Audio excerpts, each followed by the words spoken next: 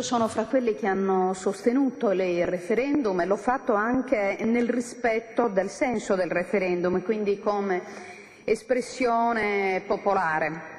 L'ho fatto sicuramente in termini anche molto critici, perché se è vero che tutto l'assetto delle nostre istituzioni va rigorosamente riorganizzato a partire dalle province, senza l'esclusione ovviamente della macchina regionale, è anche vero che chi ha proposto il referendum ha sbagliato sicuramente nel metodo, visto che è impensabile che una forza politica che fa parte della maggioranza e che quindi ha dei forti strumenti per poter incidere su una scelta di questo genere in sede di Consiglio abbia preferito optare altre vie.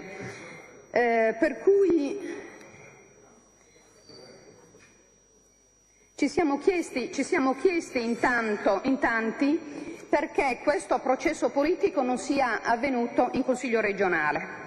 Così come mi lascia perplessa l'incoerenza politica, però aspetta, qui c'è un problema di audio, con tutta probabilità io sento amplificate molto le voci.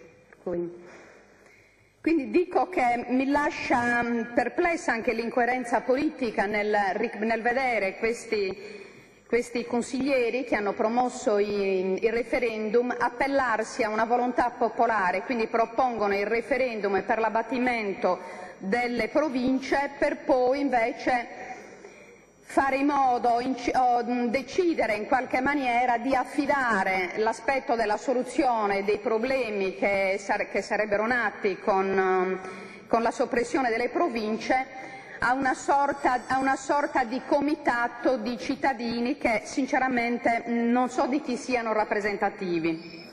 Rispetto alla provincia dobbiamo prendere atto del fatto che questi enti intermedi di fatto, per come sono stati disegnati giuridicamente, purtroppo non hanno svolto appieno il proprio compito istituzionale e questo in particolar modo nel rispetto delle aspettative di programmazione economica, sociale e dei diritti di rappresentanza e di partecipazione dei cittadini. Credo pure che dobbiamo avere il coraggio di dire con chiarezza che le 8 province non hanno ragione di esistere, in quanto, come ho già detto in altre situazioni, hanno fallito nel proprio ruolo istituzionale e inoltre io le considero un retaggio anacronistico del dominio napoleonico. Per cui il problema va affrontato, la volontà popolare che è stata espressa con il referendum bisogna che venga presa in considerazione. Seppur il metodo con cui sono stati portati avanti non è stato certo un metodo corretto, anzi lascia molti punti interrogativi e con tutta probabilità c'è anche una strategia dietro che a me pare che si legga in termini molto chiari e che è una strategia tesa a destabilizzare.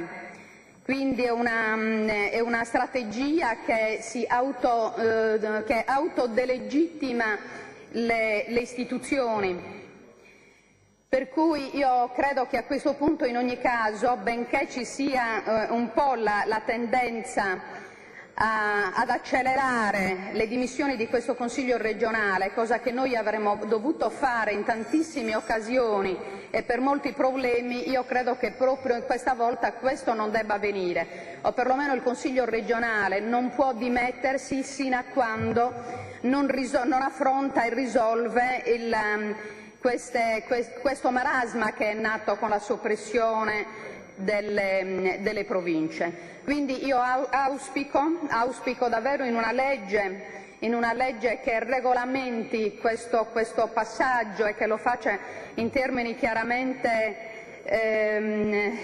in termini corretti, cioè il passaggio dalla vecchia realtà a quella che dovrebbe essere una nuova realtà. Sono per decentrare i poteri della Regione, quindi potenziando le strutture di base, quindi potenziando i comuni. Con tutta probabilità è reale l'esigenza anche della creazione di entità intermedie, ma questo io penso che saranno le popolazioni a deciderlo nei tempi e nei modi.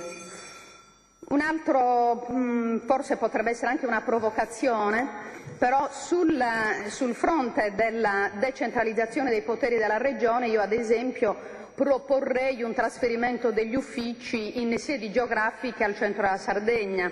Potrebbe essere questo ad esempio anche ad Abbasanta, quindi sarebbe un sistema politico sicuramente più equo geograficamente. E sicuramente questo porterebbe a una riduzione anche degli sprechi. E vorrei anche capire perché non si è mai parlato di questo e vorrei anche capire meglio quali sono le posizioni rispetto a una possibile area vasta.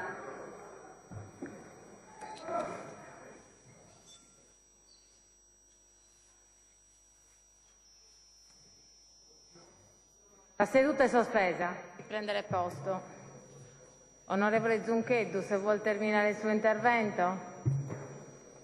Grazie Presidente, no, non voglio continuare anche perché nel corso dell'intervento continuavo a chiedermi perché parlassi e con chi. Io credo che in questo Consiglio tutto può avvenire tranne che dei confronti seri politici, quindi rinuncio, grazie.